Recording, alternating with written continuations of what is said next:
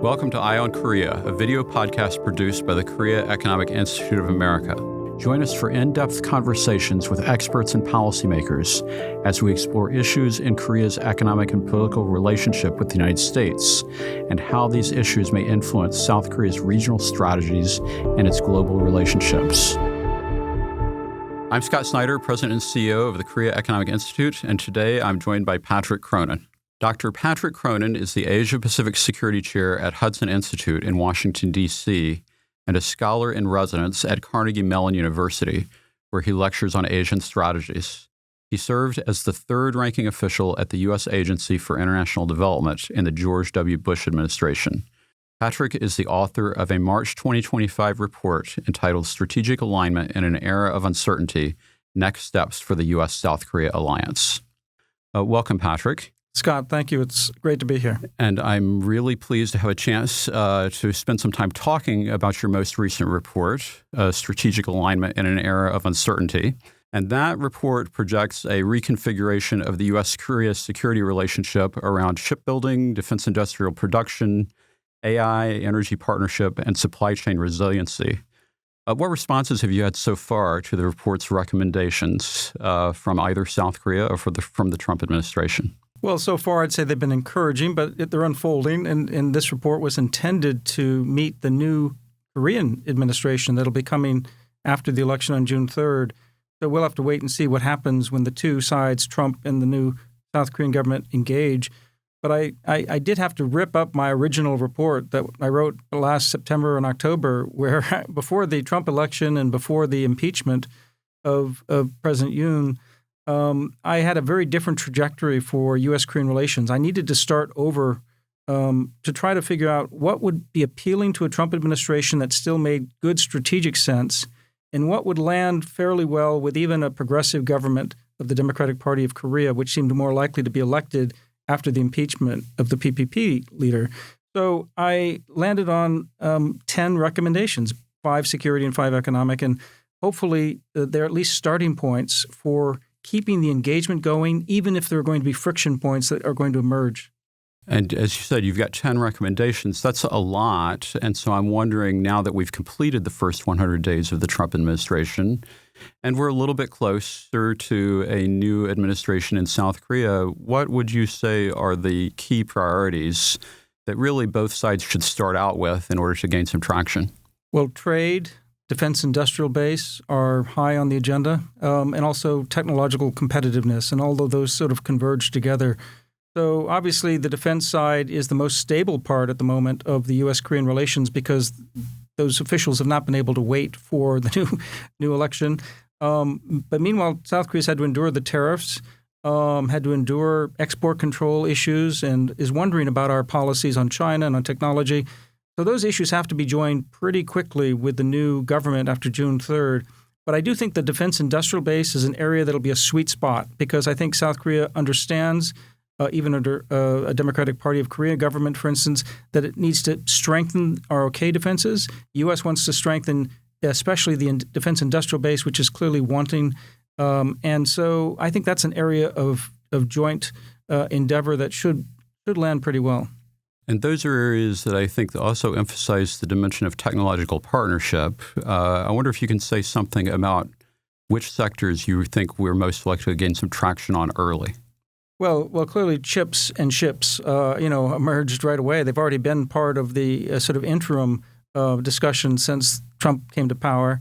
But I think they'll continue into the next phase after June 3rd because chip making and AI, artificial intelligence, and AI-driven data centers, and the other things that we need chips for, which is everything in the military and everything in our economic competitiveness, there's a special niche that Korea plays here. And we can't be sure that Taiwan is going to be able to be the source of all the advanced chips. So we need to work together both on investment, so we have some reindustrialization and some manufacturing capability for advanced systems and chips here in this country, but also rely on South Korea's own industrial base for this.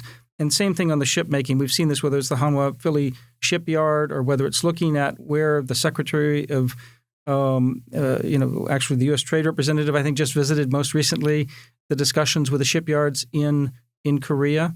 But the Navy and the Defense Department are on board with this. I think that's an area of clear common interest for Korea and the United States. Let me ask you about the Trump administration's unfolding national defense strategy and the shift really to a focus on China-centered deterrence. Some in Korea might see it as at the expense of deterring North Korea. What are your views on how a new administration should be preparing to deal with a new Trump administration defense strategy? Well, at least the good thing here is that the new defense strategy is promised for the end of August. So the new government of South Korea will have a chance to weigh in, hopefully, on this strategy and register those concerns, if that's what their concern is. At the same time, this is not new. This did not start with the second Trump administration. This has been an evolution toward understanding we have to deter conflict breaking out from Chinese emboldened aggression. And I think South Korea understands more today than it did 10 years ago that it can't ignore Chinese assertiveness. So I think even if they don't want to name China, they understand the need to deter China. And I think that will provide a foundation on which there can be a lot of cooperation. But I don't want to be Pollyannish about this, Scott. It's going to be a point of friction, too. There will be, in our body politic and in the South Korean body politic, there are going to be some friction points over how hard can we be on China, or conversely, how sudden an about-face might come from the White House on China, as we saw with the temporary truce on tariffs. Specifically, your report that you released, it suggests that strategic alignment between the U.S. and South Korea is, the title suggests that might be an effective hedge against uncertainty. But it also assumes that the U.S. and South Korea have compelling interests in sustaining strategic alignment of the sort that really only began under President Yoon and President Biden. How sustainable do you think that the U.S.-South Korea strategic alignment is going forward? And what are your expectations for the next South Korean administration in that regard? Well, sustainability will take leadership, and it will take selling it to the publics in both countries. And I don't want to say that's an easy sell. I think there are real obstacles, and they're being preyed upon by opponents outside of Korea and the United States who want to see gaps between these allies. But I think the basic desire for a stable balance of power in Northeast Asia, not just on the Korean Peninsula, is in the interest of both countries. And I also think that our competitiveness going forward with Fourth Industrial Revolution technologies, if I can just sort of group them all in one label, I think that's also a core interest of both Seoul and Washington. So I'm hopeful that this could be remaining an anchor for the alliance and for the relations. But I also think there are going to be obstacles and frictions coming ahead. That's why I wrote this report this way, is because I see the problems that are beckoning, and they're going to be mounting. That's why we have to have footholds of common areas to cooperate on, to remind ourselves just how mutually beneficial this relationship is. So I just want to step back. I'd like to ask you to make the South Korean case for the national security argument for why alignment as opposed to dual hedging, which is, I think, what we saw before from South Korea in the context of Sino-U.S. rivalry, would be in South Korea's national interest. Well, because the security environment has changed, and it's a higher risk and more dangerous than ever. And if you're in South Korea's shoes, regardless of your political affiliation, and despite the old arguments about, we can't lean too much toward China or too much toward the United States, the reality is to protect South Korean core interests, you have to have a strong, distant balancing power, the United States, and you want to keep us strong at a moment when we're sort of losing our own confidence. We're losing our own ability to stay focused on the need to be engaged forward in this region. So if I'm in South Korea's shoes, I more than ever want the United States on my side to maintain that balance of power and as a huge market economy working on high technology.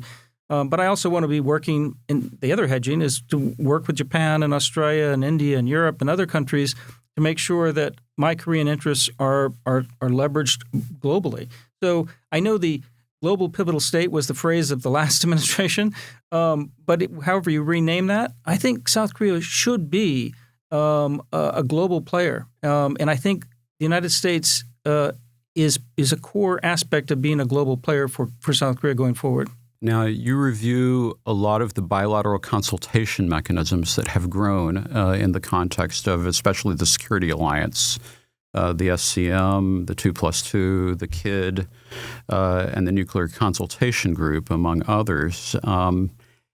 How do you see the structure of the bilateral security relationship being influenced by the OPCON transition, the reconfiguration of U.S. command arrangements with Japan, and prospective U.S. defense budget cuts? Well, just thinking through the history of our bilateral military-to-military relationship, those continue to be a very strong basis for our relations. And a lot of expertise on the ground, a lot of great Koreans and Americans have spent a lot of time working on our core interests together. But now we've got new political layers, both here in the United States and soon in South Korea. And I worry about the gap in civil-military relations in terms of thinking about a unified strategic plan. I worry about that. That's one reason why, even though I advocate for sort of accelerating wartime operational control, the reason I do that is not because I think it's the best plan, but I think it's the best under the circumstances we have, which is a Trump administration that wants to see South Korea take more responsibility for its defense and have burden shifting, essentially, as it calls it, not just burden sharing. And for South Korea, I think they want the idea, especially the Democratic Party of Korea, is very keen to see that nationalism sort of led and understandably led military in wartime. So I think that's sort of where we meet the common interests on these issues. I don't think this should change the overall structures, but obviously if wartime OPCON goes to South Korea now in the relatively, in the next 5 years, I think we need to be prepared to figure out what adjustments we make together. The most important thing is not the mechanism; it is the willingness to work, the political will to work together on a common strategy. I do think we need to be prepared for multiple contingencies, and we definitely need to be prepared for conflict in the region. And I think that's where we do need to think seriously about whether there are parallel commands or a unified command, or there's one unitary command in the one theater, which is sort of how the Japanese are now talking about it. We can talk about those theoretically, but practically speaking, South Korea has to protect its peninsula and South Korea, and then it needs to think about how else it can contribute to deterrence and stability in the region and beyond. And I think we can make this alliance and these mechanisms branch out so that we preserve deterrence on the peninsula, even with wartime OPCON going to South Korea, and at the same time make sure that those forces are contributing to regional deterrence, including on the very sensitive issue of the Taiwan Strait. Now, I want to ask you specifically about the Nuclear Consultative Group, because I believe your report really recommends what I would characterize as a doubling down on building out those mechanisms, but you also mention some of the other alternatives that could come to pass in order to respond really to the active debate over the credibility of U.S. security assurances towards South Korea. Where do you think that debate might be headed, especially under a progressive administration in South Korea? Well, I think the Democratic Party of Korea is not interested in the nuclear business, but they're not writing it off either. I mean, because I think we've heard politicians, Scott, maybe here at KEI, allude to the fact that, well, if you take away the alliance, then all bets off and we have to reconsider everything. And I think for the Trump administration, some members of the Trump administration have talked about seeing South Korea acquire nuclear weapons. So they're not averse entirely in this administration to at least thinking the unthinkable in terms of proliferating to an ally, South Korea, as a cheaper way to preserve stability and deterrence, especially if you can't get rid of North Korea's nuclear weapons and China's building up their nuclear weapons.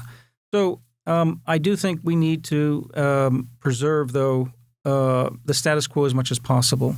I do think we already have a nuclear arsenal. We're talking about spending $1 trillion on nuclear weapons, according to CBO's estimates, over the next decade. We may not spend $1 trillion, but we're going to be spending a lot of money just modernizing our enormously expensive nuclear arsenal. It's much easier and better to leverage that to try to preserve deterrence as much as possible. But I don't underestimate the difficulty of extended deterrence when North Korea keeps building up its arsenal of missiles and nuclear weapons. China's building up as well. Russia has an arsenal. So we have to be realistic about this. And I think if that means redeploying some nuclear weapons forward, we should consider that. If the administration doesn't want to do that, then we should at least think about some kind of regional nuclear sharing arrangement that gives people like the Nuclear Consultative Group some sense that they have an ability to have say over how to plan, how to think about the use of these weapons in worst-case scenarios. And I don't think that's easy, but I think it's preferable to ripping this up and seeing proliferation take off even further. But I also don't want to be standing still when North Korea just keeps building up. And I think that's where diplomacy, by the way, comes into this. And that's where this Trump administration is going to be re-engaging in personal diplomacy with Kim Jong-un, in my view. And we'll have to see whether it fails, again, or whether it provides some stability. But that is going to be an aspect of defense and deterrence that we need to consider, which is why in this report I talk about a 3D committee, put diplomacy, missile defense and homeland defense, and then deterrence all together in their discussions and enlarge it in that way. So I think what I'm hearing from you is flexibility regarding arrangements, but emphasizing the necessity of close and maybe even expanded consultations with regard to how to do deterrence in the region. I think you put it better than I did, Scott. And that's and I would add, bringing Japan into those discussions would be very important as well. Okay. Well, actually, my last question is related to Japan because you also talk about the spirit of Camp David and U.S., Japan, South Korea trilateral cooperation, and actually that trilateral cooperation is facing near simultaneous political transitions in each country. And so I'm wondering how you see how things are going so far and what the potential vulnerabilities and prospects are for continuing trilateral cooperation among the U.S., Japan, and South Korea. Well, I think whereas the Yoon administration may have taken the leading role in ensuring that there was trilateral cooperation and improved relations between Seoul and Tokyo, I think maybe it's going to have to be Prime Minister Ishiba who takes the leading role. But at least I'm encouraged by what I've heard from the Democratic Party of Korea that they want to see this continue. I think the Trump administration has sent enough positive signals about wanting to continue this relationship, even if President Trump may not want to invest as much personal political capital as President Biden did. I think his administration overall sees the merit in this. So I'm confident that South Korea and Japan will be those two spokes of this hub and spokes relationship that keep together this trilateral relationship during the second Trump administration. It's important for all three countries, but I think Seoul and Tokyo especially understand that. Well, and we're coming up on the 60th anniversary of normalization between Japan and South Korea. Do you worry about the possibility that historical grievances could intervene, as they have done occasionally in the past, to bring paralysis to trilateral discussions? Well, I'm hopeful it's not paralysis, but yes, history will rear its ugly head again. We shouldn't deny history. We should face it and learn from it. And I think that's what we've seen from both Korea in the United States, and we've also seen from Japan in terms of wanting to, at various times, make sure that we are looking forward about this relationship. So hopefully we can contain the damage from it, but not turn our heads away from it. Learn from history, but recognize that right now the country that's revising history and wants to revise it further is, frankly, in North Korea, it's in China, it's in Russia. Those Axis countries essentially want to revise this history. That's what we need to be concerned about. That's why we need to look forward toward trilateral cooperation so we can put a bulwark up against instability and aggression and for democratic technological competition. Well, Patrick, thank you very much for this conversation and the new report, Strategic Alignment in an Era of Uncertainty, Next Steps for the U.S. South Korea Alliance. Is there anything that I've missed that you want to highlight in that report? Well, Scott, I think it's so important for officials in the government in the United States coming into the government in South Korea below the level of the leader to have some kind of notion of areas where they could try to negotiate a deal. And so I'm hopeful that at least this menu that I've given them is not an exhaustive menu, but it provides, again, some footholds that they can start to latch on to discussions that could be fruitful for both sides and work out the details together over time. And I just hope that this becomes a ballast for a very stable, strong relationship. The work you do at KEI is so important for understanding how important Korea is to the United States and vice versa. So hopefully I've contributed in some very humble way to that. Well, I think it's a great starting point for both the new administration in South Korea and the Trump administration to try to build on the relationship that we have. And we're very grateful to you for joining us today. It's been my pleasure. And thank you for tuning in to this episode of Eye on Korea. If you enjoyed this episode, be sure to like the podcast, subscribe so you won't miss the next one, and leave a review to help others discover the show. Follow the Korea Economic Institute of America on social media or visit keia.org for more resources, events, and expert analysis on Korea. We'll see you next time on Eye on Korea.